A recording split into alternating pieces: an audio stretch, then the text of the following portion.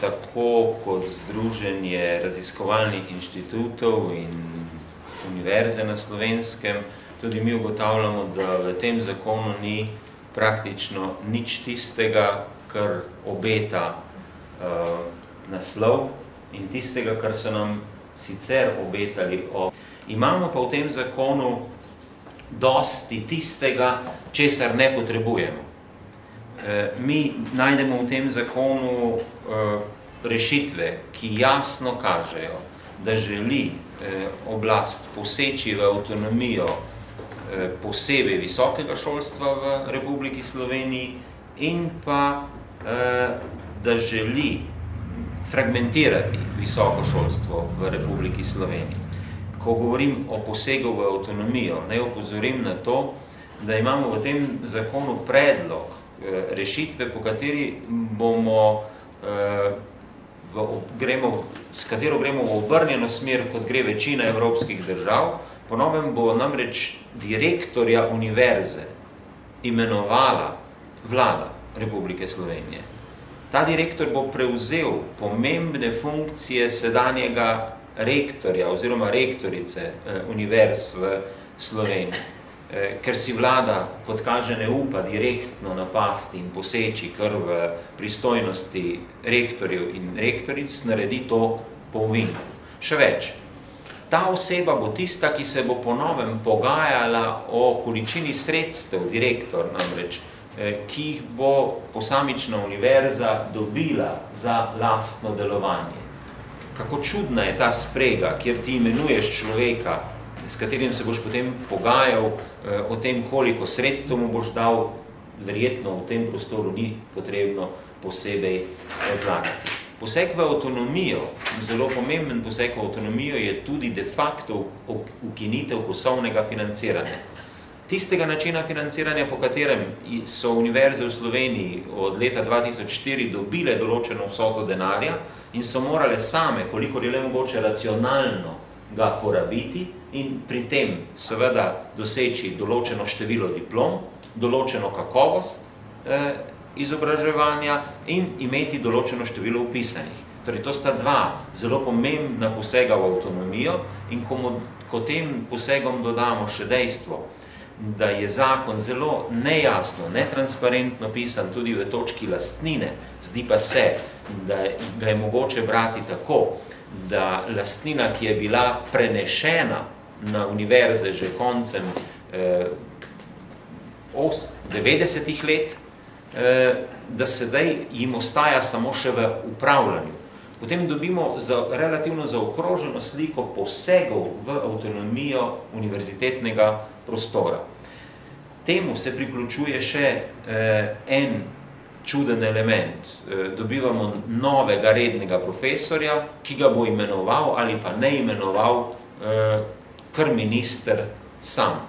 Vse to so rešitve, ki jih Slovenija ne potrebuje, vsekakor ne potrebuje v tej obliki, kot ne potrebuje tudi tistega, kar se zdi, da je v enem delu tihi cilj zakona.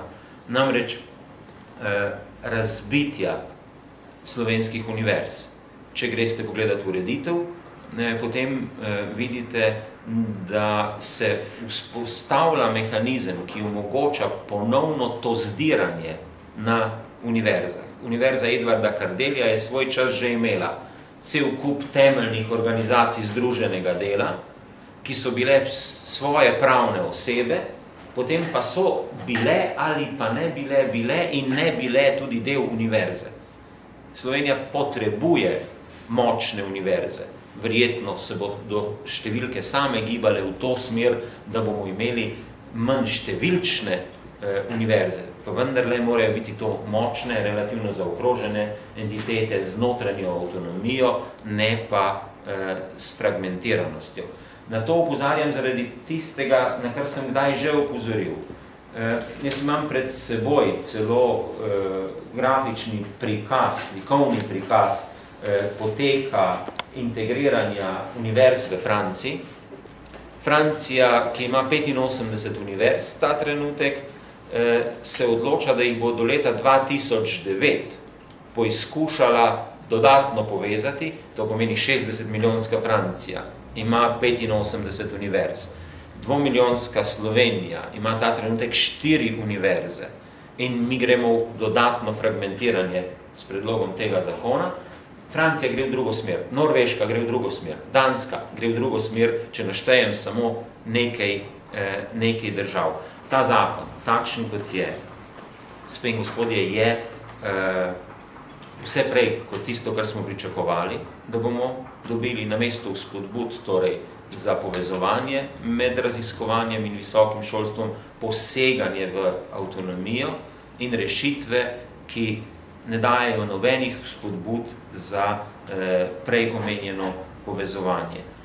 Midva s kolegom Mogetom sva se zato odločila, da dava pobudo predvsem predsedniku vlade, pa tudi ministru za visoko šolstvo, da se na novo lotijo priprave zakona. Slovenija namreč potrebuje bolj sodobno zakonodajo na tem področju, predvsem potrebuje spodbude za to vrstno združevanje moči raziskovalnih in pa pedagoških v obeh sferah. V tem zakonu je preveč slabega, da bi kazalo iskati malenkosti, ki v njem vsekakor bi lahko kaj obetali.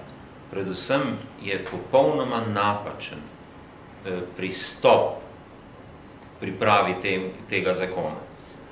Če ga napišejo 3 profesorji, od katerih sta 2 zelo znana lastnika zasebnih institucij, ne povabiš pa k pripravi tega zakona javnih univerz v tej državi, tudi sicer drugih zasebnih institucij, ne povabiš raziskovalnih inštitutov pripravi, študentov, sindikatov, potem si obsojen na to, da bo ta zakon slabo končal.